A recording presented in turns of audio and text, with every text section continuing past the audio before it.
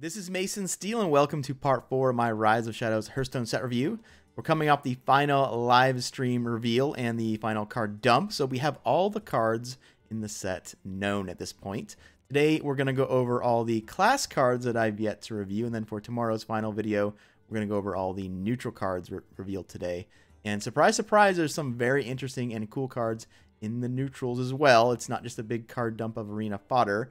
And that's not surprising because we're coming up on a new standard environment. They made sure the set, like Unguru before it, was very powerful as a whole. Alright, so we have one final Druid card to look at from the set. It's called Blessing of the Ancients, 3-mana twin spell. Give your minions +1/+1. So a little bit more pricey than Mark of the Lotus, but you get 2 copies. Very hard card for them to balance. Obviously at 2 mana, it would be probably too strong. And at 3 mana, it might get priced out of the decks that it would go in normally. I think this is worse than Power of the Wild.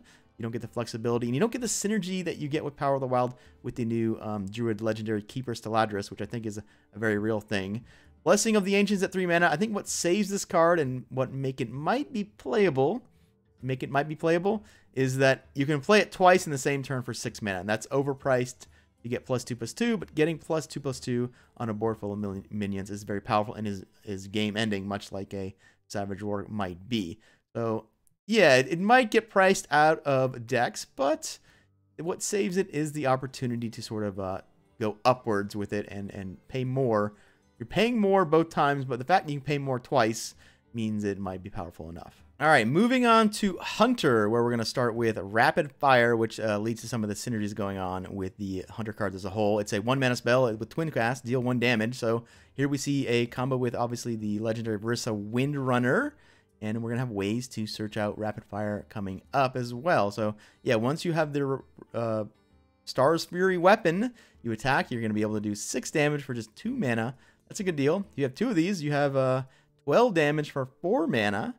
Throw in a kill command or something like that, or arcane shot, all of a sudden you've almost killed your opponent in one go. So this is the kind of card we probably could have predicted after seeing Verissa Windrunner, but definitely a card that helps her quite a bit. Shimmerfly, 1-mana 1/1 beast. Death Rattle, add a random hunter spell to your hand. So we have the sort of a web spinner lineage here. This is the first one of these 1-mana 1/1 beast cards that replace themselves that actually gets a spell, and I think that makes it the best one yet. A lot of those decks that would play 1-mana 1/1 Death Rattle cards were control style decks not looking to necessarily win the board really quickly, and the fact that you get spells here is better than minions in those type of decks. You don't want, random Snapjaw Oasises. You want random, Mark Shots or Unleash the Beasts as 2 examples, or even something like Arcane Shot, something that affects the board immediately, right? So definitely the best web spinner so far, and web spinner has always been very playable, so this card is quite good. Arcane Fletcher, 4-mana 3/3 with the ability, whenever you play a 1-cost minion, draw a spell from your deck.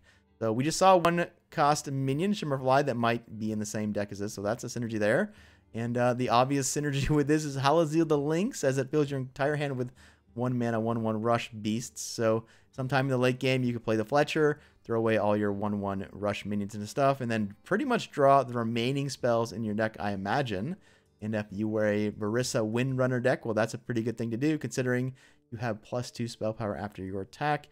You draw your Rapid Fires, you draw your Arcane Shots, you draw your kill commands, and all of a sudden, your opponent is going to be very, very low. So this is very possibly a thing with exactly Halazil Lynx, among other things. We do lose Firefly, that kind of sucks, but we got Spring Paw from the previous set, and that works very well with this as well. Urzatron, 3-mana 3/3 mech with the Death Rattle, draw a mech from your deck. Wow, this card is pretty good. I think it's sneaky powerful because you can play 2 Urzatrons and a card like Zeliax, or maybe the new Hecklebot, and you have kind of a curve there, right? You play the 3/3 Urzatron, maybe you coin it out, maybe your Urzatron dies and you get another Urzatron, you play the Urzatron, then you get a Hecklebot, you play your Hecklebot survives, well, you're ready for a card like Zeliax. So if you just play a few mechs, then this guy gets pretty good because you're just likely to get a card like Hecklebot or Zeliax, and then if you're playing a control deck, well, that's kind of what you want to do, right? Play cards that replace themselves, like the Urzatron, play a life gain card that has immediate effect on the board, like Zeliax, and then play sort of a control card like Hecklebot. The final Hunter card we're going to look at is probably saving the worst for last. Hunting Party, 5 mana, copy all beasts in your hand. So very greedy card here. Probably too expensive to play. It does help that we just came off Master's Call. Master's Call into this would, you know, do a good job of giving you things to do. You got to remember we are losing Rexar. So I don't want to totally write this card off, but it's kind of hard not to just because it's so expensive.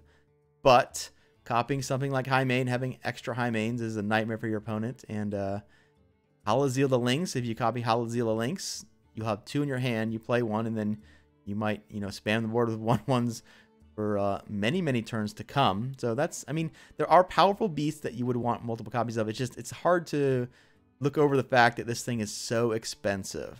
Moving on to mage cards, we're first going to look at Kirin Tor Tricaster, 4 mana, 3/3, spell damage +3, but your spells cost 1 more. Interesting design here. Can't combo this generally with big AoEs like Blizzard or Flame Strike, but it works perfectly fine with cards like Arcane Explosion and Shooting Star to get a mini Flame Strike effect there. This is a pretty good card overall, I think, with those 2 cards, and in Wild, it's a pretty scary card because of Emperor Tharsin. Emperor Tharsin puts us to 3 mana, then all the spells that would normally cost 1 more actually cost the same, and you could definitely go off with Frostbolts and Ice Lances for an absurd amount of damage. Conjurer's Calling, 3 mana mage spell, twin spell, destroy a minion. Wow, that's good so far, but then it says summon 2 minions of the same cost to replace it. So unless you're getting lethal, you don't want to play this on your opponent's minions, although that could happen in a lot of situations. Your opponent has a couple taunts. You play 2 Assassinates and try to win the game there. Hopefully they don't get a random taunt. But generally, you're going to play things on your own things, and then you're going to want to target things that are good sort of evolved targets or things that have taken damage. The big combo with this and the very scary combo with this is the card that Mage might be looking at playing already, Mountain Giants. If you attack with a Mountain Giant, it takes damage, and then you play Conjurer's Calling on it, you effectively get 2 more healed Mountain Giants. That's a good deal, and because this is twin spell, you can do it again the next turn. God forbid for your opponent, you played Khadgar first, and you summoned 4 8/8 Mountain Giants possibly twice. Yeah, so that's pretty good with Khadgar just by itself, and the fact that you can do this on Mountain Giant, and this is very strong. In fact, I'm surprised that this card is so cheap. It appears to be a mistake, but we shall see. I'm going to go ahead and call it as overpowered and broken, but time will tell. It just looks broken, right? It just looks broken. Magic Dart Frog, 2 mana, 1/3 beast. After you cast a spell, deal 1 damage to a random enemy minion. So it's a type of knife juggler card here. Without the problem of the knife going face, this can only target minions. The issue here is that decks that want knife juggler have no problem sort of activating him because well, they have plenty of minions. Although this one can't really go in a knife juggler style zoo deck because you need spells instead. So this thing also doesn't function as a Flame Waker very well because it fails the vanilla test. Flame Waker at 3 mana 2/4 was quite good. This as a 2 mana 1/3 does fall short there as well. And because you only do 1 damage instead of 2 like the Flame Waker, even though the Flame Waker could go face, because you're spinning off 2 to 3 spells, the average outcome is that your opponent's board gets decimated, where this one, 2 or 3 spells might not do what you want. Paladin gets a new weapon here. It's called Mysterious Blade. It's a 2 mana, 2 attack, 2 durability weapon. So far, so good. But then it says Battlecry if you control a secret, gain +1 attack. So if you have a secret turn 1, yes, it's a functional reprint of Fiery War Axe, which was apparently too good at 2 mana. It had to be nerfed to 3 mana. So that says a lot for the power of this card. A little bit annoyed at the design decision to force aggro Secret Paladin so hard. I mean, we have 4 really cheap secret synergy cards of Paladin, and there's also a neutral like Totem Golem card. So yeah, I'm not loving that this is being pushed so hard so quickly, and we definitely see why Divine Favor had to be Hall of Famed. That is an important point. This deck is hurt without the existence of Divine Favor. They might have to turn to cards like Bronze Herald to refill. I'm just a little bit annoyed about how pushed these secret cards are altogether. So this card overall very scary. I think the thing that's really scary is turn 1 Secret Keeper. You coin out a secret plus Mysterious Blade. So you have a 2/3 attacker and a 3 attack weapon to protect said Secret Keeper. Very scary stuff. Lightforge Blessing was a card that was revealed much earlier that I did not get around to reviewing. Let's take a look at it. It's a 2 mana twin spell. Give a friendly minion lifesteal.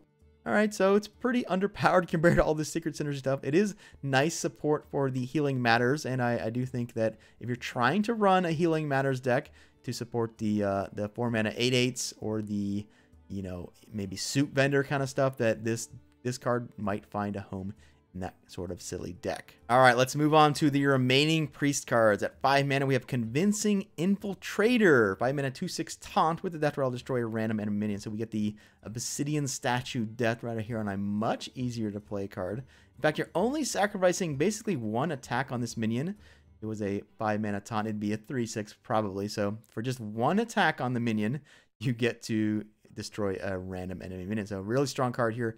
Not much else to say, but I do want to make note here that this makes the Priest Mirror match pretty frustrating, pretty swingy, because it's whoever gets more Cabal Shadow Priests is going to be the winner. Cabal Shadow Priest will be everywhere because of Lazul Scheme, which turns the Cabal Shadow Priest into a near mind control card in the late game for 6 mana. So many Cabal Shadow Priests running around. When you play Priest versus Priest, you might want to think twice about playing this if you don't have a Cabal Shadow Priest in your hand already. Henge Clan Shade Quill, 4 mana, 4/7 with the Death Rattle, restore 5 health to the enemy hero. So we have a Zombie Chow here type card. I think the better example might be Antique Healbot, except this one's even better. Antique Healbot was a 5 mana, 6/6. This has more health and costs less mana. Just an insane amount of raw stats on the board in the early game for Priest to heal up with. The Death Rattle, restore 5 health to an enemy hero, might not even be a bad thing. Consider cards like Akanai Soul Priest, the new Akanai Phantasm. In Wild, you can combo this with Twilight's Call Still and Death Rattle Doublers. Definitely going to try that. We did that recently, and it worked out very well. And this guy fits right in as a curve card that you can, you know, combo with later with Twilight's Call. So overall, one of the strongest cards in the set here. Henge Clan Shade Quill. Unsleeping Soul, interesting design here. 4 mana spell. Silence a friendly minion, then summon a copy of it. We are getting a little bit of a sort of a Silence Priest theme. And when we look at the cards tomorrow, there is a new Ancient Watcher type card at 3 mana, which would curve well into this. And if you hit this on the new Ancient Watcher or the original Ancient Watcher, that's a pretty good deal. Your Ancient Watchers can now attack, and you get a little bit of tempo out of that 4 mana. Because you're copying a pretty big minion. Eerie Statue in Wild would be a 4 mana 7/7 that you could copy and make another 7/7. Seems good if you coin out the original one first.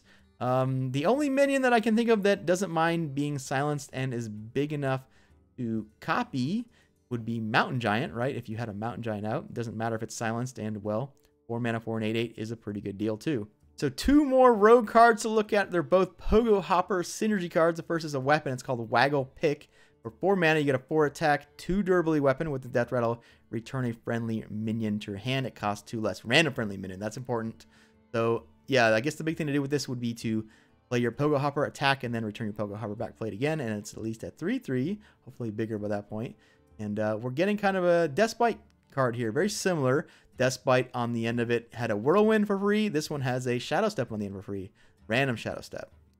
I think the parallel there is good enough to say this is quite good because Despite is quite good. And we're going into a very heavy Battle Cry standard with Rogue. We have the new Barista card, also Spirit of the Shark. Now, you don't really want to return the Spirit of the Shark, but it will be 2 mana less and it regains the stealth. So that could be a thing that actually you might want to do. Who knows? Yeah, this looks like a warrior card. This is one of the, I guess it's the first rogue weapon that does have more than 3 attack. So yeah, it looks like a warrior card, but it indeed is a rogue card. How important is that extra attack on the weapon? I think it might be important because we're going to an environment with 4/4 dragons. There are a couple 2-drops that have 4 health, like the Underbelly Fence and the new Secret Synergy card from Aggro Paladin. Doesn't quite kill the Yeti out of warrior, but it does kill the follow-up Dino-Matic, right?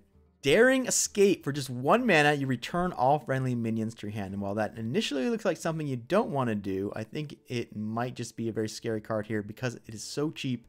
Anyone that's played against Vanish and Wild will notice a lot of times, not only is it sucky to get your board vanished away, but the fact that they get back all their brands and their Cold Light Oracles also randomly as well, it's kind of annoying. So giving them the other side of Vanish for just 1 mana. Obviously, the big thing to think about quickly is Pogo Hopper. Seems pretty insane to build huge Pogo Hoppers. Edward Van Cleef, another thing to think of really quickly. I think those 2 things are just like the tip of the iceberg. there's going to be some very scary things lying underneath this card here.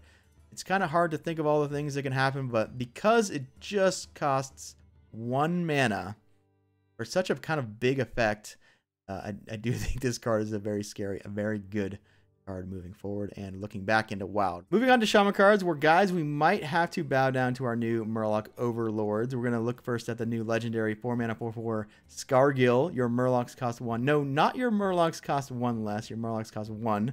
So we're first going to talk about Finja in Wild. It's one of the biggest things to get from Finja, so Finja obviously gets better there. We move to Standard. This is going to combo so well with a 2-drop, and we're just going to move on to it. Underbelly Angler, 2-mana 2/3 Murloc. After you play a Murloc, add a random Murloc to your hand. So again, if you have the Scargill out, you play the Angler, or you play the Angler first, play the Scargill, and then you draw 1-mana Murloc, you play it, you draw another 1-mana Murloc, you play it, etc. You fill your board. Those two cards work insanely well together, and you're giving up nothing for this Angler, and I think it might just be the best 2-drop ever printed. 2-mana 2/3 Murloc. So again, no stats taken away from this thing, and just every time you play a Murloc, you get another Murloc. Kind of silly. It just goes off by itself, almost a kind of 1-card combo. Technically, it's a 2-card combo, but almost it's the Angler doing all the work, right? Even though the Scargill makes things cost 1, if you just have Angler and Sludge Slurper, that kind of goes off by itself. So we talked about Sludge Slurper last time being a must include. I compared it to Cobalt Librarian. I think it compares favorably to Cobalt Librarian because the Lackey might be better than a random one or random card in your deck. And because every Shaman deck probably plays 2 Slurpers, 2 Anglers, and a Scargill, just because of the synergy between Angler and Scargill later, right? You play the Angler, you play the Scargill, you play a bunch of Murlocs, fill your board. If that doesn't happen, you're not giving up much, right? You're just playing 2-mana 2/3s and a 4-mana 4/4, which is not ideal, but it's not embarrassingly bad. So the upside of the Angler Scargill, again, means it goes in every deck. The power of the Sludge Slurper means it goes in every deck. And you're just going to be, at that point, looking at a card like War Leader to play because you have so many Murlocs. And if you're playing War Leader, well, at that point, you're probably also going to play this new Murloc card, Soul of the Murloc. Give your minions Death Rattle, summon a 1/1 Murloc. Same sort of card we've seen before. The last time it was a totem card for 3 mana, so you're getting a discount there. Instead of getting totems on the Death Rattle, you're getting 1/1 Murlocs. The big thing here, we don't have to be scared of Defile anymore. We don't have to be scared of Psychic Scream anymore. So you're most likely gonna get the value out of these Murlocs. It was very frustrating to play cards that like this, and then have them get screamed away, or have them get laughed at by Defile. Doesn't have the problem like the Totem version of this had, Totemic something, where it would fill your board and maybe even board lock you. Here, you're guaranteed to get the 1/1s. You at least know you can throw them away. And if you had a War Leader in your hand, well, that's a very threatening thing to have 1/1 Murlocs on the board. Witch's Brew, 2 mana, restore 4 health, and it's repeatable this turn. So this is an Echo card. They didn't want to put Echo on it, I guess, for the new players or hoping to get returning players to Hearthstone. Regardless, this is along the same lineage as other sort of huge heal cards, near Reno level heal cards that Shaman has, like Healing Wave and the most recent Healing Rain. Although there are probably others that I'm not thinking about. But for 20 or 10 mana, you can heal for 20 if you want.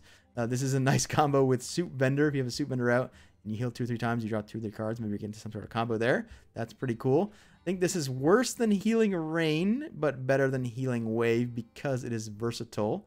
Whereas with Healing Wave, you really just heal one thing. With Healing Rain, you heal your board and yourself, which is sometimes really good.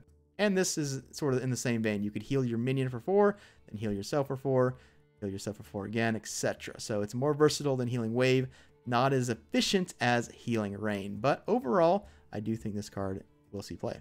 Mutate is the last Shaman card we're going to look at. It has a Murloc on its picture, but it is an evolve card. It's a 0 mana evolve. Transform a friendly minion to a random one that costs 1 more.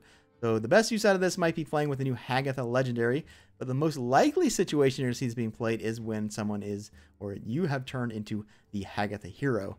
One of the big issues with Hagatha is getting a bunch of spells you can't play, so this is a nice inclusion to that Hagatha pool.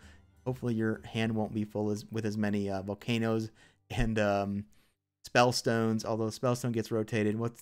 Volcano gets rotated too. Eureka was the one that you just have too many of. But yeah, it helps Hagatha both as the legendary. Maybe you play this with Hagatha. Just, do you have room in your Shaman deck when you're including all these must include Murloc cards? hard to tell. We're losing a good evolved target Quarter Creeper. We still have Giggling Inventor. I could see that happening. So very, very useful card. Synergizes with the Spirit of the Shark card as well because it costs 0. Synergizes with the new neutral Antonidas card as well. So wouldn't be surprised if this card shows up because the effect is powerful for 0 mana. It's just funny how strong Evolve is when you look at this, and this still might be good enough, right? It's 0 mana, only evolves one thing, whereas 1 mana evolved everything. Again, because it costs 0, because Evolve is strong, and it just might be good enough. Moving on to Warlock cards, and the first card we're going to look at is a fun one and a very cool design card. It's called Darkest Hour, 6 mana spell, destroy all friendly minions, and for each one, summon a random minion from your deck. Notably from your deck and not a random minion, which we've been seeing a lot of lately. This really asks you to design your deck in a certain way, and I like that challenge. And we'll see what we can do. I'm not sure how this works exactly. You got to figure out a way to, you know, have a huge payoff, have big minions for the payoff, and also to sort of fill the board with minions that aren't actually minions that could get pulled from said Darkest Hour, right? So we're looking at tokens and token generators. A card that might fit into a Darkest Hour deck is the next card. It's called Jumbo Imp, 10 mana, 8/8 demon. Costs 1 less whenever a friendly demon dies while this is in your hand. So it's Quarter Creeper, but you got to work way harder. It's not just any minion that dies. It's only your minions, and it's only your demons, and it only happens when it's in your hand. So much harder. They learn their lesson with Quarter Creeper. Much harder to work. You're never going to get this to 0, so there's no issue with, you know, your opponent dropping 2 of these down on the same turn for 0. I don't think until way later in the game, like way later. Most likely, you're going to try to get this down to 5 mana for 4 to 6 mana, and then it's really not that broken at all. You get a 6 mana 8/8, not a big deal. Pretty cool card because it does work with Darkest Hour exactly. This is the type of card you wouldn't mind pulling with Darkest Hour, and it synergizes with the cards likely in your deck in a Darkest Hour deck because you're filling it with tokens, and tokens happen to be imps. Inferno is a very strange card because it's doing very different things and a little bit of an awkward cost.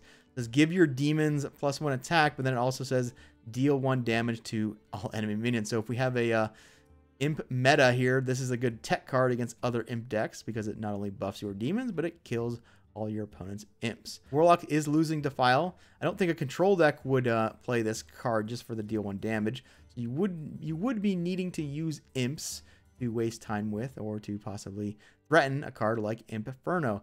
The cost, it's a little bit awkward. At 2 mana, I think this gets a little bit more interesting.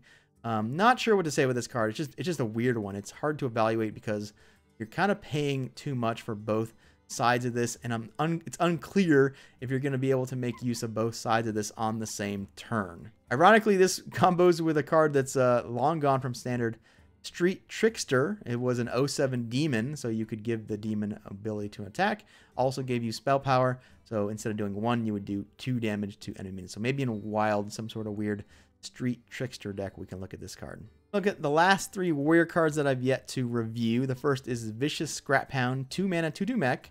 Whenever this minion deals damage, gain that much armor. I don't think this guy competes at all at the power level we have going on in this new set. And a lot of the 2-drops running around nowadays either draw a million cards or are 3/4s with Rush, or, you know, there's 3/4s on turn 2. So this guy just a little bit underwhelming. Even if you're Dr. Boom and stuff, you can just do way better than this card. The Boom Reaver is the other warrior legendary. It's a 10 mana 7/9 mech. With the battlecry, summon a copy of a minion in your deck, give it Rush. So this kind of solves the Varian Wren problem where you play Varian Wren and you don't get any minions at all and you're kind of sad. But so yeah, you're at least going to get something with Rush. So if you're already Dr. Boom hero, this thing itself has Rush, which at that point is really good.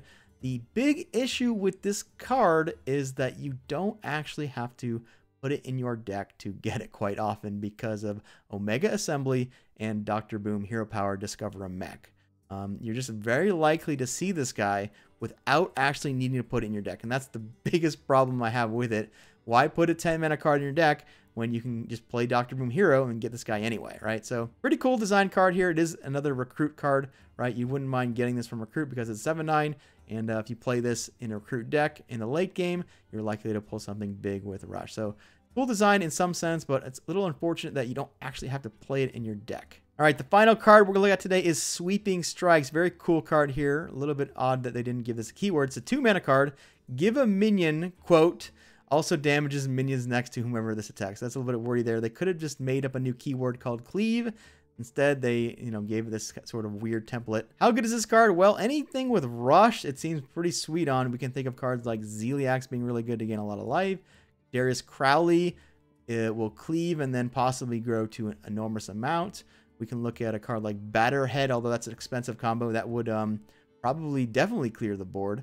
If you can get a Poisonous Minion and Warrior, then this can do work, although that's a little bit tough to do, right?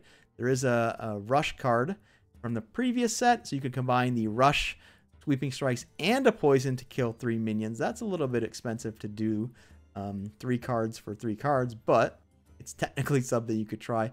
The Rocket Boots does replace itself, right? So it technically draws a card, I believe.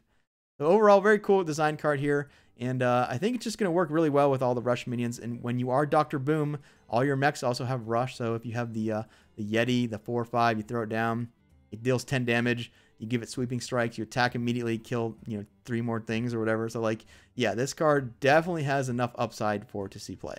So that concludes part 4 of my Rise of the Shadows Hearthstone set review. We're going to be back tomorrow with one more review video where we're going to go over all the neutrals that I've yet to review, the big card dump. The good news is, guys, with the sort of wipe to standard, this set is very powerful as a whole, and there's sort of less of the normal arena fodder that we normally see with these neutrals.